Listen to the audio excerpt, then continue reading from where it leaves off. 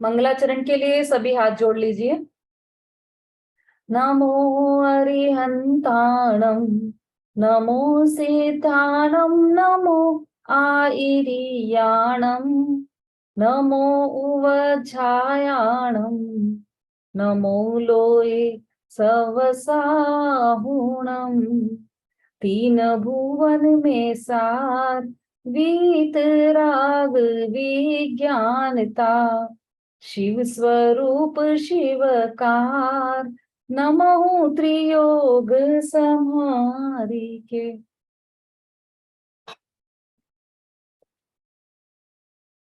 आज सभी लोग विशेष तैयारियों के साथ आए हैं। आज सभी को गोष्ठी सुनना है और गोष्ठी में बोलना है, तो तैयारियों के साथ सभी आए होंगे।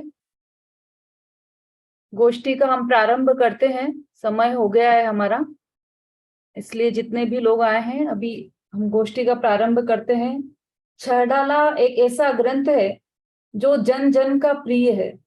चाहे किसी भी पक्ष का व्यक्ति हो, चाहे किसी भी बाढ़ का व्यक्ति हो, हर व्यक्ति को छहडाला प्रिय है, जन जन की प्रिय है और घर घर में बोली जाने वाली और याद रखने वाली वस्तु है यह छहडाला।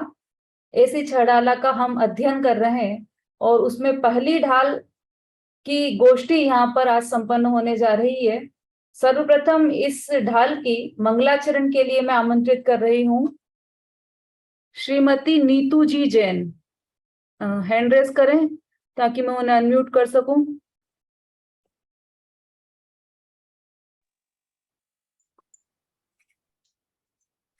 सभी को मेरा जय जिनेन्द्र। छहडाला की जो गोष्ठी के लिए जो मैंने आज भजन तैयार किया है वो भजन आत्मा के ऊपर ही है। स्टार्ट करती हूँ। बोलो श्री पंच परमेष्ठी भगवान की जय। क्यों सुख स्वरूप हो के भी परेशान हो गए, क्यों सुख स्वरूप हो के भी परेशान हो गए, अपने स्वभाव से तुम ही अनजान हो गए, क्यों सुख स्वरूप हो के भी परेशान हो गए। जब पाप का उदय हुआ रो रो झुलस गए, और पुण्य का उदय हुआ अलमस्त हो गए। जब पाप का उदय हुआ रो रो झुलस गए, और पुण्य का उदय हुआ अलमस्त हो गए। यूं कर्म के उदय में तुम बेहाल हो गए, अपने स्वभाव से तुम ही अनजान हो गए, क्यों सुख स्वरूप हो के भी परेशान हो गए।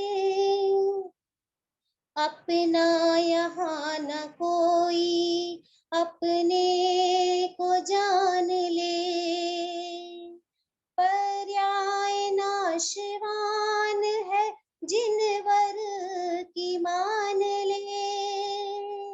जाना स्वयं को जिसने भी भगवान हो गए, अपने स्वभाव से तुम ही अनजान हो गए,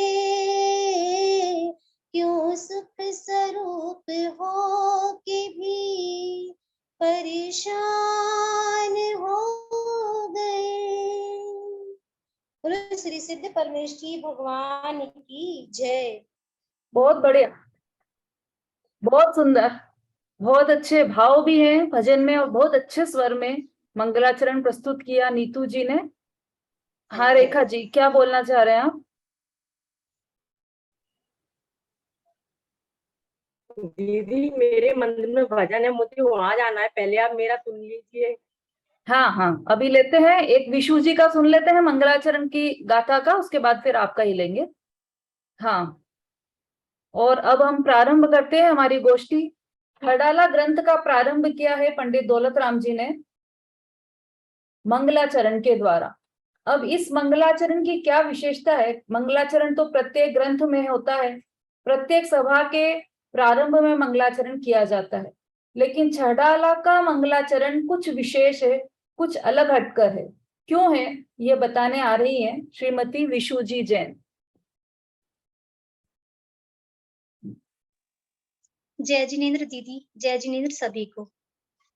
तीन भुवन में सार वीतराग विज्ञानिता, शिव स्वरूप शिविकार, नमः त्रियोग संहारी के। जैन समाज में छेढाला ग्रंथ अत्यधिक प्रसिद्ध है। प्रत्येक धार्मिक पाठशालाओं में छेढाला को विशेष रूप से पढ़ाया जाता है। छेढाला पढ़ने में आनंद तो आता ही है, साथ ही इसके पढ़ने से अनंतानंत कर्मों की निर्जरा भी होती है। छेढाला के रचनाकार पंडित दौलत राम जी का जन्म सासनी ग्राम में हुआ था। पंडित दौलत राम जी की 2 रचनाएं उपलब्ध हैं, दौलत विलास और छेढाला। छेढाला ग्रंथ छोटा समयसार नाम से भी जाना जाता है। संपूर्ण ग्रंथ 6 अधिकारों में विभक्त है, चौपाई, पधरी, जोगिरासा, रोला, चाल और हरिगीत। ढाल शब्द का अर्थ हमें मिथ्यात्व से बचाकर ये ढाल का काम करता है, इसलिए इस ग्रंथ का नाम छेढाला नाम बिल्कुल सार्थक है। पूरे ग्रंथ की रचना कुल में रचना 96 है। इस ग्रंथ की रचना बैशाख शुक्ला तृतीया के दिन हुई थी। पंडित दौलत राम जी ने अपनी शक्ति अनुसार शास्त्रों का निचोड़ करके इस छेढाला में गागर में सागर भर दिया है।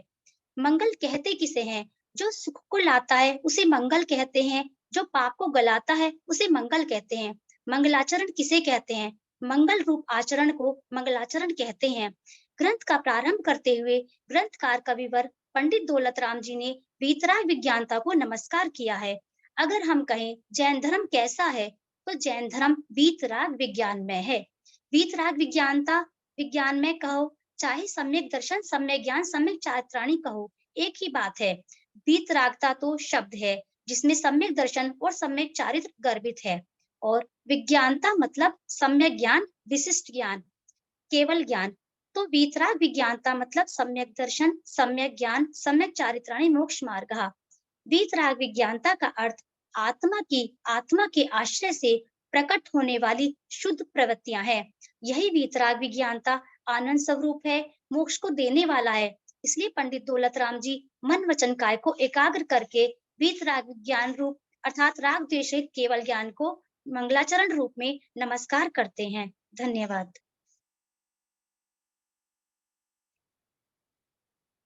बहुत बढ़िया, बहुत सुंदर शब्दों में बहुत ही अच्छी शैली के साथ प्रस्तुत किया है विशु जी ने।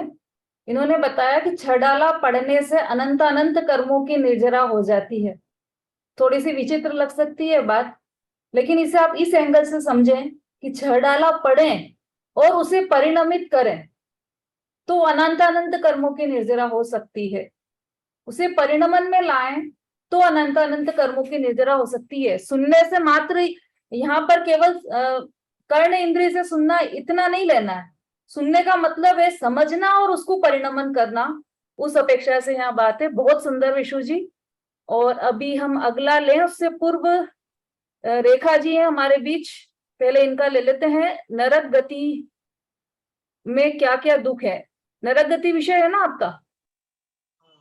हाँ, नरक गति में क्या क्या दुख है वो हमें बताने जा रही है रेखा जी। हाँ जी। नरक गति में बहुत घोर दुख है, और है ना अत्यंत संकलेश परिणामों के मरण करने से और तीव्र कसाय करने से हमें नरक गति की प्राप्ति होती है। नरक गति अशुभ लेस्याओं के माध्यम से अशुभ परिणामों से नरक गति में जाते हैं। मांस मधु खाने से, द्रव्य हरण करने से, परिस्थिति सेवन करने से, सप्त व्यसन करने से तीव्र लोभ करने से, विश्वासघात करने से, जैन धर्म की और धर्मात्माओं की निंदा करने से एवं जीवों का घात करने से जीव नरक गति में जाता है। और नरक गति में इतनी भूख लगती है कि 3 लोग का नाच भी खा जाए ना तो भी भूख शांत नहीं होती है, लेकिन वहां पर एक कण भी खाने को नहीं मिलता।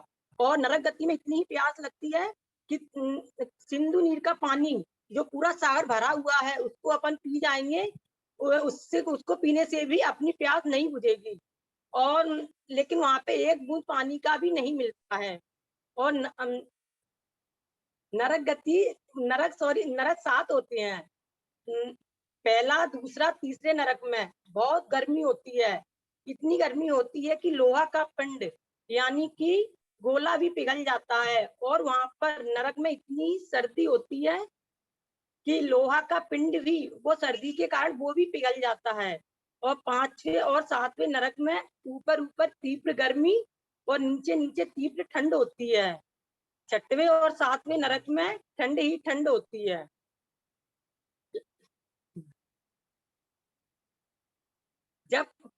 जब कभी अशुभ पाप परिणामों से मृत्यु प्राप्त करके नरक गति में जाते हैं तो उन नरकों में नारकी एक दूसरे को भिड़ाते हैं।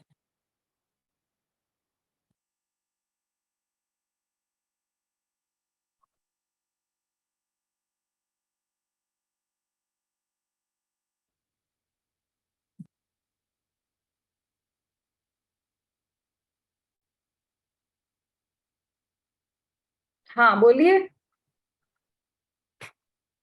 नरक गति में और सहमत नरक गति में इतना दुख होता है कि वहां पे चिलचिल करे शरीर के टुकड़ों को बारीक बारीक चित्रों में काट देते हैं। और फिर है ना, फिर वो सिमट कर फिर एक हो जाते हैं और पारा की तरह एकदम बिखर जाते हैं वहां पे।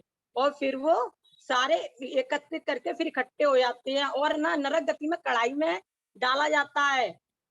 और सिंधु और है ना वहाँ उसमें ना वो क्या कहते हैं, खून की नदी होती है, उसमें है ना उसमें डाला जाता है। और दीदी इतना ही आ रहा है। ठीक है, बहुत बढ़िया, बहुत सुंदर वर्णन किया है नरक गति का रेखा जी ने। वास्तव में क्रम तो यह है कि हमारा अनंत काल मतलब अनादि काल कहाँ बीता, निगोद में बीता। अनादि काल से हम कहाँ रहे, पहले प्रारंभ हमारा निगोद से हुआ। जैसे सोना होता है ना, वह खदान में रहता है और तब भी वो सोना का सोना ही रहता है, उस पे किट्टे कालीमा मिट्टी वगैरह सब चढ़ी रहती है, लेकिन वो सोना अपने आप में पवित्र रहता है। बिल्कुल ऐसे ही निगोद में अनादि काल से यह जीव रहा, लेकिन अपनी पूर्ण पवित्रता के साथ उसका एक कण भी मेला नहीं हुआ। निगोद में अक्षर के अनंतवें भाग के बराबर ज्ञान रहा, लेकिन आत्मा परिपूर्ण, हम वहां पर परिपूर्ण ज्ञान के खजाने से भरे हुए रहे, हमारा ज्ञान कम नहीं हुआ। बाहर में गंदगी हो तो हो, लेकिन अंदर में शुद्धता रही। यह बात बताने आ रही है निगोद का स्वरूप के रूप में श्रीमती संगीता जी जैन, गाजियाबाद।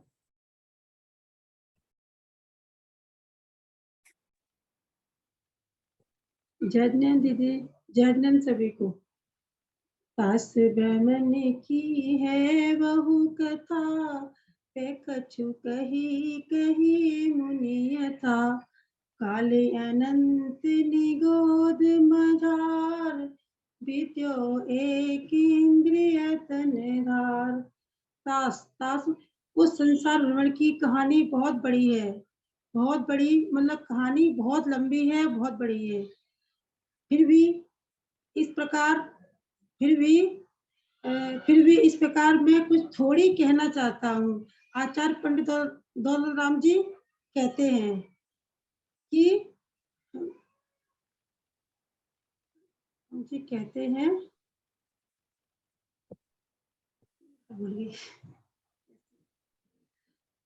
जैसे कि मुनियों ने, आचार्यों ने कही है, वैसे ही थोड़ी कुछ कहना चाहता हूँ।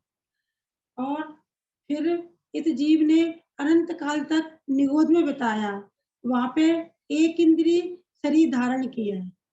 और निगोद किसे मतलब निगोद, निगोद नी प्लस गोद, जिस निरे मतलब नी निरे जीव रहते हैं जिस गोद में, जैसे एक शरीर में अनंत जीव रहते हैं उसे निगोद कहते हैं। निगोद के भी दो भेद हैं, पर्याप्तक अपर्याप्तक। जिसने अपना शरीर बना लिया है, जिस जिस जीव का शरीर बन गया है उसे पर्याप्तक कहते हैं, जिसने अपना शरीर नहीं बनाया उसे अपर्याप्तक कहते हैं। इसके भी दो भेद हैं, बादर और सूक्ष्म। बादर मतलब बादर मीन्स जिसकी किसी आधार से रहते हैं, जैसे आलू है उसका आधार, उसमें बादर जीव रहते हैं। और सूक्ष्म तीन लोक में ठसाठस भरे हुए हैं, जो कि पर्वत, नदी और यहाँ तक कि मतलब केवली भगवान सिद्ध हैं, उनके आठ प्रदेशों से भी आते जाते रहते हैं, उन्हें सूक्ष्म जीव कहते हैं। और हाँ, इतर निगोद, इतर निगोद में जीव वो है जो एक बार मतलब वहां से निकलते नहीं है। और नित्य निगोद, नित्य निगोद से जीव निकलते नहीं है, और इतर निगोद से जीव जैसे निकल गया, मर गया और फिर वापस वहीं चला गया। और नित्य जी दीदी हो गया? हाँ दीदी इतना ही। हाँ, कोई बात नहीं, आप अंत में जय जिनेन्द्र बोलेंगे तो समझ में आएगा कि पूर्ण हो गया है आपका। हाँ, जय बढ़िया। दीदी, जय हाँ, बहुत अच्छा, बहुत अच्छा। जितना भी बोला इन्होंने खुद के अध्ययन से, खुद के चिंतन मनन से ही बोला है। बहुत बढ़िया।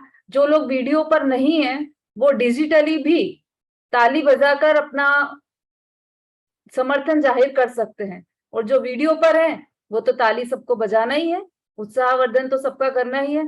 और सिर्फ उत्साहवर्धन नहीं है, ये अनुमोदना भी है कि जो यहाँ पर प्रकरण चल रहा है उसकी अनुमोदना भी यदि आप करते हैं तो कृत, कारित और अनुमोदना तीनों का फल बराबर लगता है, तो उतना ही फल लगेगा जितना कि बोलने वाले को लग रहा है। बहुत सुंदर संगीता जी। अब निगोद के बाद ये जीव कहाँ कहाँ उत्पन्न हुआ?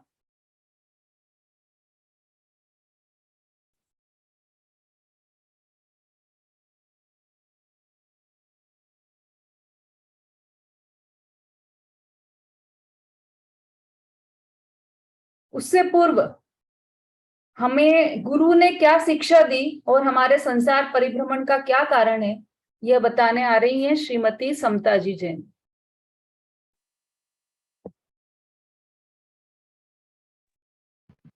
जय जिनेन्द्र दीदी, सभी को जय जिनेन्द्र। मेरा प्रकरण है गुरु की शिक्षा और इनके आदेश और संसार प्रमाण का कारण। महामद पियो अनाथ भूले आप को बड़ी मदिवा तास भ्रमण की ये बहु कथा फेक चुकाऊं पई मुने था। हे बब जीवो, यदि अपना कल्याण चाहते हो तो गुरु की शिक्षा को मन ये को स्थिर करके। एक मिनट, इसकी लाइंस आपने थोड़ा सा बदल दी है। ताही सुनो भवि मंथिरान, यहाँ से आपको बोलना है, क्योंकि वो तो फिर उधर प्रामाणिकता में चला जाएगा। ताही सुनो, मोह महामत सेकंड लाइन है उसकी। अच्छा, हाँ गुरु बोलिए। की शिक्षा में आए थे ना। हाँ हाँ बोलिए मन को बोलिए। गुरु की शिक्षा में आएगा दीदी। हाँ हाँ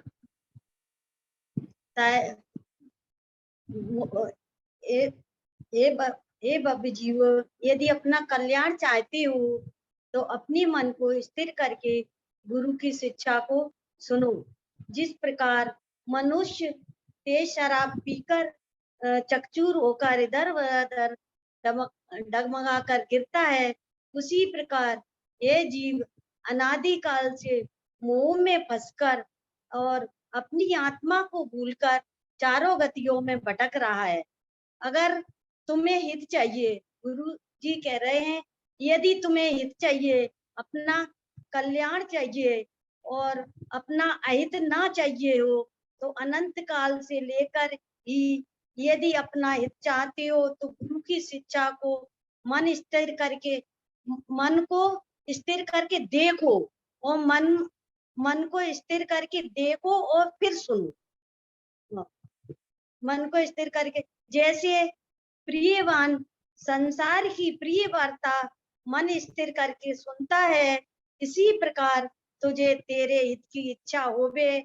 आत्मा का हित कैसे हो, शांति कैसे हो, सुख कैसे हो, धर्मात्मा गुरु की शिक्षा को मन स्थिर करके सुनो।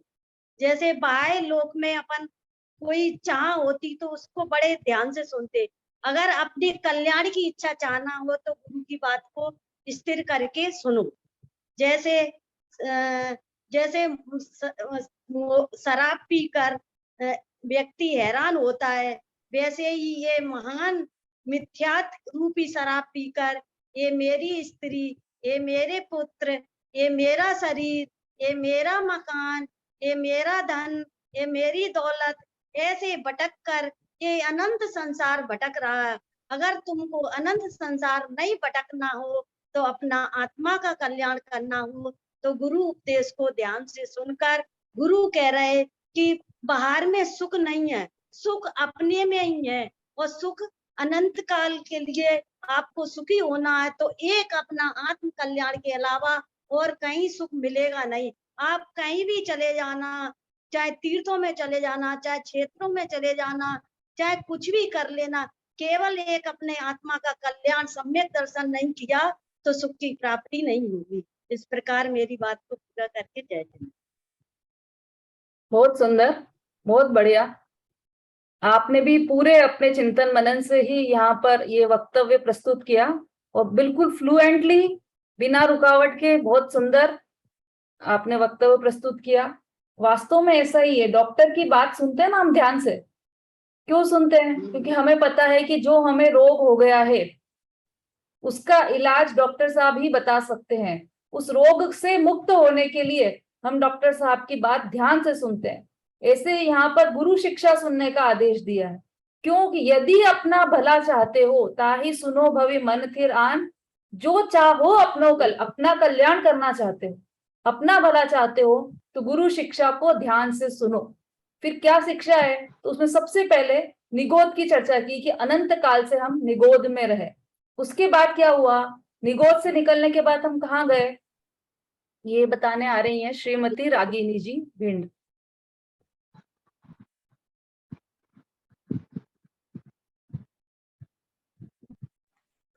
जय जिनेंद्र सभी को मेरा सारा जजमेंट। आज हम यहाँ निगोद से निकलकर प्राप्त हुई पर्याय के बारे में चर्चा कर रहे हैं। सबसे पहले मैं थोड़ा सा निगोद के बारे में बताना चाहूंगी। अनादिकाल से जीव संसार में भ्रमण कर रहा है, 84 लाख योनियों में भ्रमण कर रहे हैं, दुख सहन कर रहे हैं। अनंत बार हमने निगोद शरीर अनंत बार धारण किया है और निगोद में असहनीय दुख सहे हैं, अनंत दुख व्यतीत किए हैं। निगोद वैसे तो संसार में ठसाठस भरे हुए निगोद के जीव, लेकिन निगोद का एक खास स्थान 7 नरकों के नीचे निगोद का स्थान है, जहाँ अनंत जीव स्कंद के रूप में, स्कंद में एक शरीर में अनंत जीव होते हैं, अनंत निगोदीय जीव रहते हैं एक ही शरीर में, तो वो वहां पे असहनीय वेदना सहन करते हैं। वहां से निकलने का किसी शुभ कर्म योग से, किसी उनके पुण्य कार्य योग से कभी वहां से निकलने का कोई योग बनता, बहुत ही कम जीवों को, अनंत काल से जीव उसमें बहुत ही कम जीवों को वहां से निकलने का योग बनता है। और जब निकलते हैं तो आचार्य कहते हैं कि इतनी दुर्लभ लई जो चिंता मणि त्यों पर्याय लही श्रेष्ठ रही। वहां से निकलने के लिए 10 पर्याय तक प्राप्त करना इतना दुर्लभ है, जैसे कि समुद्र में अगर रत्न खो जाए तो हमें चिंता उस रत्न को प्राप्त करने के लिए कितनी दुर्लभ, कितना उपचार करना पड़े, उसी प्रकार उस निगोद से निकलने के लिए 10 पर्याय तक धारण करने के लिए अनंत पुरुषार्थ लगता है जीव का। उसके और ऐसा कोई नियम नहीं है कि हम केवल 10 पर्याय ही प्राप्त करते हैं, या 5 इंद्रियों में से एक इंद्रिय से लेकर 5 इंद्रिय तक कोई भी पर्याय निगोद से निकलकर हम प्राप्त कर सकते हैं, जीव प्राप्त कर सकता है। लेकिन इसमें मुख्यता से अभी यहाँ बताया है कि एक 10 पर्याय के लिए बताया है। जिस प्रकार स्थावर से 10 की पर्याय पाना अति दुर्लभ। पहले तो स्थावर पृथ्वी का एक, जल का एक, अग्नि का एक, वायु का एक, वनस्पति का एक, 5 का एक स्थावरों में जन्म होता है। अगर वहां से भी निकलना अत्यंत दुर्लभ, वहां से निकलने के मनुष्य योनि भी, मनुष्य जन्म, मनुष्य गति भी प्राप्त कर सकता है जीव। मनुष्य गति में भरत चक्रवर्ती के पुत्रों का उदाहरण इसमें बताया गया है कि वहां से भरत चक्रवर्ती के 32,000 पुत्रों ने निगुत से निकलकर पहले गिजाई की पर्याय प्राप्त की थी, उसके बाद मनुष्य पर्याय प्राप्त की थी।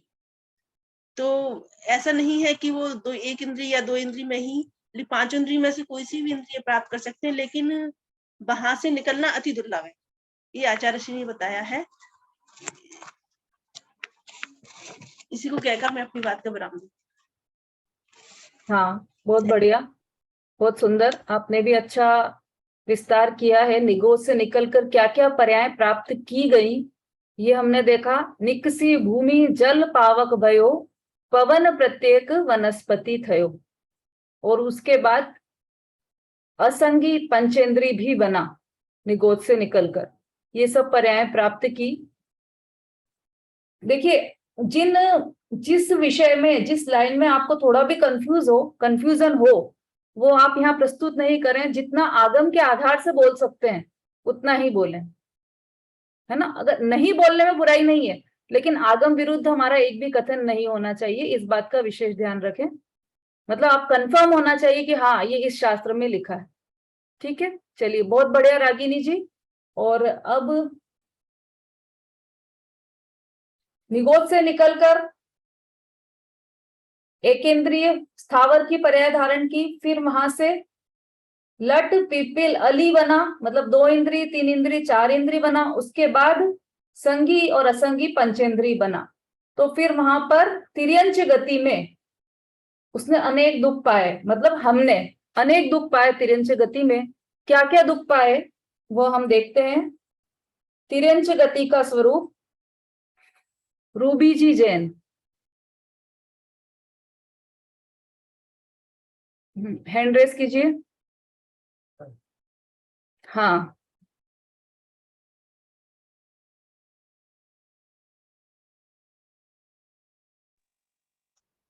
जय जिनेन्द्र सभी को। शासन नायक महावीर भगवान की जय। अनंतानंत सिद्ध भगवंतों की जय। आचार्य श्री कुंद कुंद देव की जय। जय जिनेन्द्र दीदी एवं समस्त सम्मानित बहनों को भी सादर जय जिनेन्द्र। जैसा कि आप सभी को विदित है कि आज ज्ञानवर्धक गोष्ठी का आयोजन किया गया है। मेरा विषय है त्रियंच गति। मायाचारी के परिणाम से त्रियंच गति प्राप्त होती है। त्रियंच गति नाम कर्म के उदय से प्राप्त शरीर को त्रियंच कहते हैं। इस गति में एक इंद्रिय से लेकर 5 इंद्रियों के जीव पाए जाते हैं। स्थावर और त्रस्त दोनों ही हैं। संगी और असंगी भी इसी गति में पाए जाते हैं।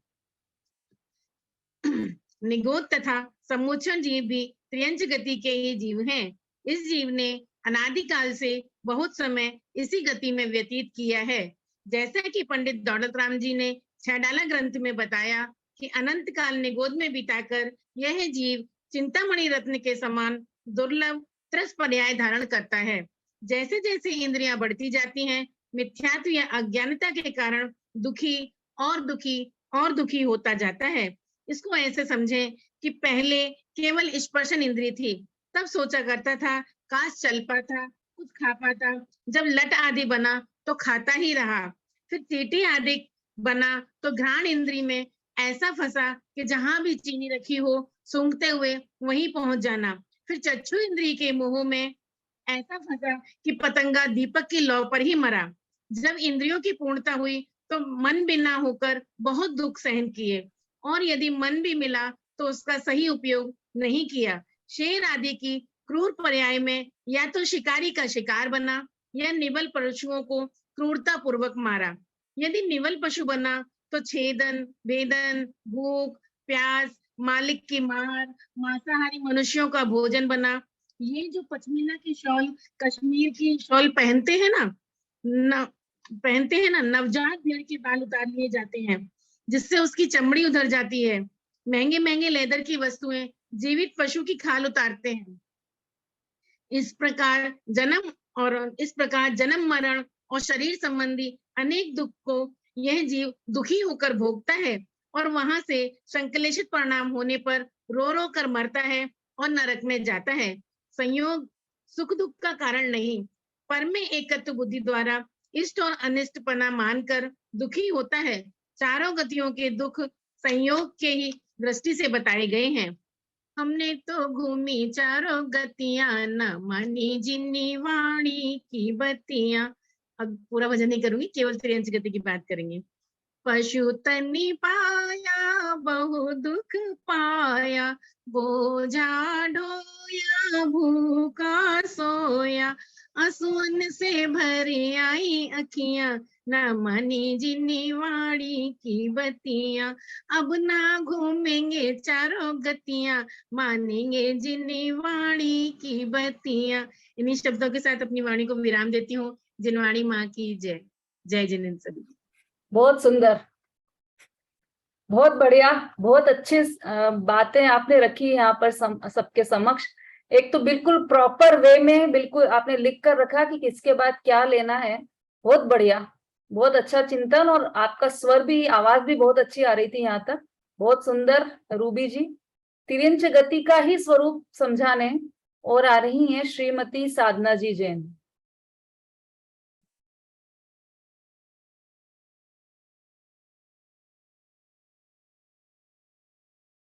अभिलाषा जी का नाम है इसमें, लेकिन उनका फोन आया था, वो किसी कारण से जुड़ नहीं पा रही हैं। साधना जी जैन अगर उपस्थित हो तो हैंड रेस करें, तो फिर यहाँ से उनको अनम्यूट करेंगे।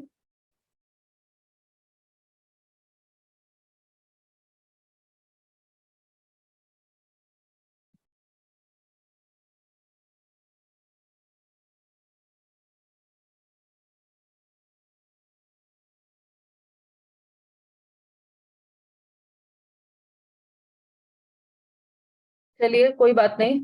तिर्यंच गति का स्वरूप रूबी जी ने ही बहुत अच्छी तरह से सारे पॉइंट्स कवर कर लिए हैं, उसमें बहुत बढ़िया बताया है। तिर्यंच गति से निकलकर कहाँ पहुंचा ये जीव? अति संक्लेश भावते मर्यो। छेदन भेदन हुआ ना वहां पर, तो कैसे परिणाम हुए? संक्लेश रूप परिणाम हुए। तो अति संक्लेश भावते मर्यो, घोर श्वभ्र सागर में पड़ियो। श्वभ्र सागर अर्थात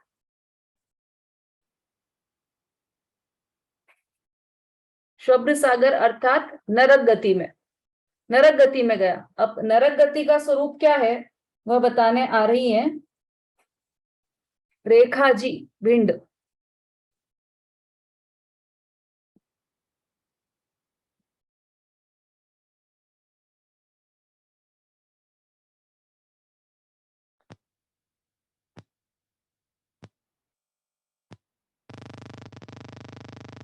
आवाज नहीं आ रही आपकी।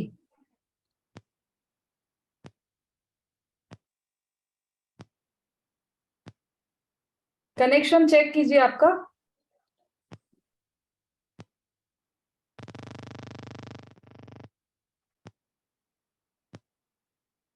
अगर आपने वो हेडफोन्स वगैरह लगा रखे हैं तो वो हटाकर बोलिए आप, तब शायद आवाज आएगी। मोबाइल में से भी उसे हटा दीजिए। हाँ अब आ रही है दीदी आवाज? अब आ रही है।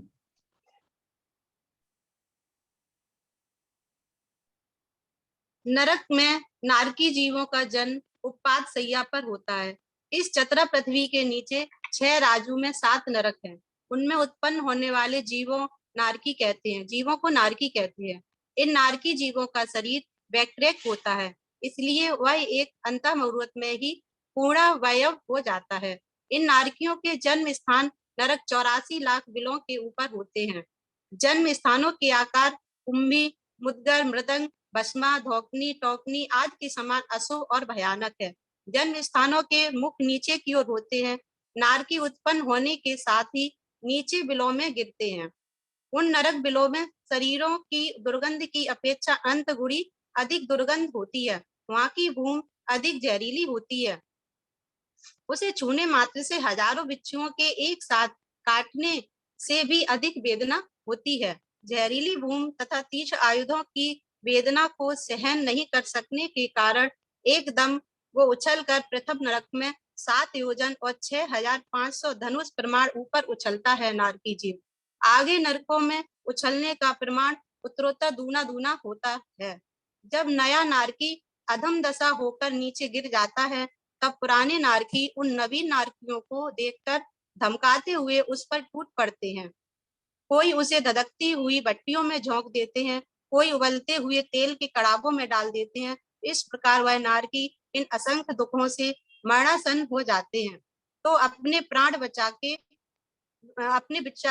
बचाने और शांति पाने की इच्छा से बैतरणी नदी में कूद पड़ते हैं। पाप के उदय से वहां भी उन्हें शांति नहीं मिलती है। वहां के वृक्ष सेमर के वृक्ष के समान लंबे, तलवार की धार के समान तेज धार वाले पत्ते होते हैं। जब कोई नार की छाया पाने के लिए वृक्षों के नीचे पहुंचता है तो पत्ते ऊपर से गिरकर तलवार के समान उन नारकियों के शरीर को विदीर्ण कर देते हैं। नारकियों के शीत और उष्ण की वेदना है कि यदि मेरु के समान 1,00,000 योजन का लोहे का गोला यहाँ डाला जाए तो क्षण मात्र में गल जाए। नारकी तिल तिल प्रमाण शरीर के खंड कर डालते हैं और ऊपर से दुष्ट और प्रचंड स्वभाव वाले असुर उन्हें आपस में भिड़ाते रहते हैं। वहां प्यास की वेदना इतनी अधिक होती है, यदि समुद्र भर भी पानी पीने को मिल जाए तब भी प्यास न बुझे, पीने को एक बूंद पानी भी नहीं मिलता है। भूख की वेदना इतनी तेज है कि तीनों लोगों का समस्त अन्न भी खाने को मिल जाए तो भी भूख नहीं मिट सकती, परंतु अन्न का एक दाना भी खाने